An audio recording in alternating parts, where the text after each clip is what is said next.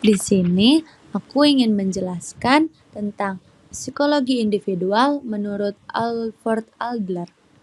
Alfred Adler adalah pencipta teori psikologi individual sebagai psikolog dan fisikawan. Adler menyatakan bahwa ada satu kekuatan yang memengaruhi semua bentuk perilaku dan pengalaman manusia, yang disebut sebagai dorongan ke arah kesempurnaan.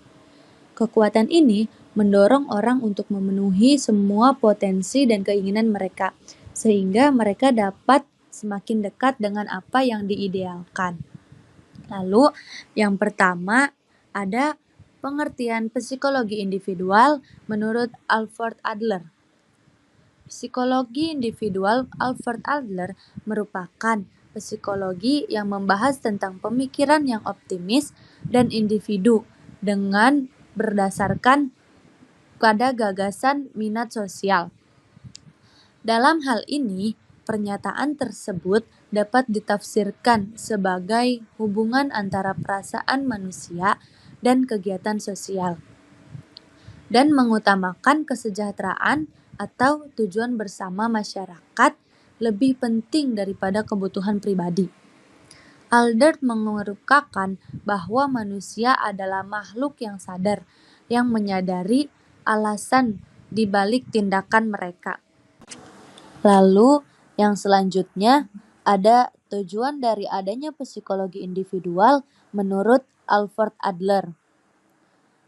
Tujuan utamanya adalah untuk menjelaskan mengapa orang bertindak seperti yang mereka lakukan dan bagaimana pengalaman hidup mereka mempengaruhi kepribadian mereka. Lalu, teori psikologi individual juga memiliki tujuan untuk memahami bagaimana setiap individu berbeda satu sama lain dalam pikiran, perasaan, dan perilaku mereka. Contoh sederhananya adalah ketika dua orang memiliki latar belakang yang sama, menghadapi situasi yang sama, namun meresponnya dengan cara yang berbeda. Hal ini dapat dijelaskan melalui teori psikologi individual yang mencoba untuk memahami faktor-faktor yang membuat setiap individu unik. Lalu ada perilaku manusia menurut psikologi individual Alfred Adler. Menurut Adler, manusia adalah makhluk sosial yang memiliki tanggung jawab. Ia berpendapat bahwa sejak lahir manusia sudah memiliki kesadaran sosial.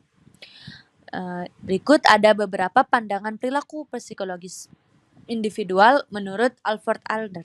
Yang pertama ada inferioritas, yang kedua ada finalisme afektif, yang ketiga ada gaya hidup, yang keempat ada perjuangan ke arah superprioritas, yang kelima ada konsep diri kreatif, dan yang keenam yang terakhir merupakan minat sosial. Nah, tadi yang pertama ada inferioritas. Inferioritas adalah perasaan-perasaan yang muncul akibat kekurangan psikologis atau sosial yang dirasakan secara subjektif. Inferioritas juga dapat disebut sebagai perasaan rendah diri yang dialami oleh individu. Nah, tadi yang kedua ada finalisme fiktif. Finalisme fiktif adalah harapan-harapan tidak nyata yang dimiliki seseorang tentang masa depan, yang berfungsi sebagai pendorong untuk mewujudkannya menjadi kenyataan. Nah, yang ketiga tadi ada gaya hidup. Gaya hidup adalah bentuk ekspresi individu dalam menyesuaikan diri dengan lingkungannya. Yang keempat, ada perjuangan ke arah superioritas. Prinsip perjuangan ke arah superioritas adalah dorongan agresif yang menggerakkan manusia untuk mencapai keunggulannya. Lalu, yang kelima, ada konsep diri kreatif.